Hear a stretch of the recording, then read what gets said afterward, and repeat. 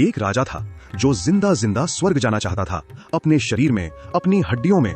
विश्वामित्र ने उसे ऊपर भेजा, पर इंद्र ने धक्का दे दिया और अब वो उल्टा लटका हुआ है आसमान में आज तक। ये है त्रिशंकु की कहानी, जो ना स्वर्ग में है ना जमीन पर। त्रिशंकु अयोध्या का राजा था, सूर्यवंशी, इक्ष्वाकु कुल का शान। उसके पास राज्य था, प्रजा थी, सोना चांदी सब था। पर उसके मन में एक अजीब सी इच्छा जगी। वो चाहता था कि मरने से पहले अपने इसी शरीर में जिंदा जिंदा स्वर्ग जाए, देवताओं के बीच में बैठे। त्रिशंकु गया अपने गुरु वशिष्ठा के पास और बोला, गुरुदेव, मुझे सशरीर स्वर्ग भेजिए। वशिष्ठा ने कहा, राजा, ये प्रकृति के नियम के खिलाफ है। कोई भी मरणशील शरीर स्वर्ग में नहीं जा सकता। ये विधि का विधान है। पर त्रिशंकु माना नहीं और वशिष्ठा के बेटों के पास चला गया। वशिष्ठ के बेटे भड़क उठे, ट्यून हमारे पिता को छोड़ा और हमसे मदद मांगता है। उन्होंने गुस्से में त्रिशंकु को श्राप दे दिया, जा चंडाल बन जा। और एक ही पाल में राजा का चेहरा बदल गया।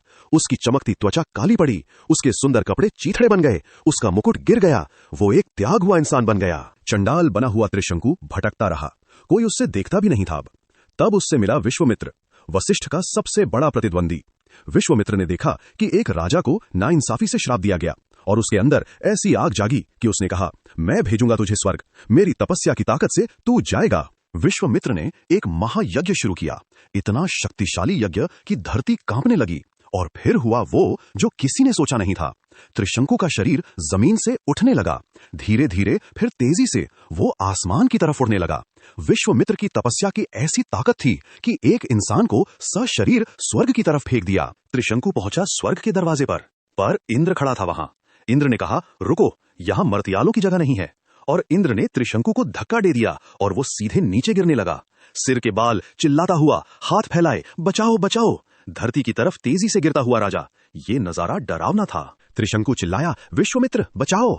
और विश्वामित्र ने अपनी योगिक शक्ति से उस बीच में ही रोक लिया, ना गिरने दिया जमीन पर, ना जाने दिया स्वर्ग में।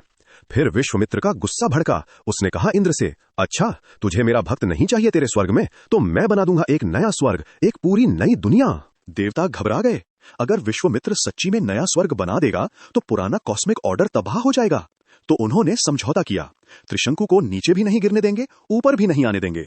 वो हमेशा के लिए बीच में लटका रहेगा, उल्टा, सिर नीचे, पैर ऊपर, अपने खुद के छोटे से ब्रह्मांड में। और वो आज भी वहां है। ये कहानी सिखाती है कि जिद्दी इच्छा का क्या अंजाम होता है।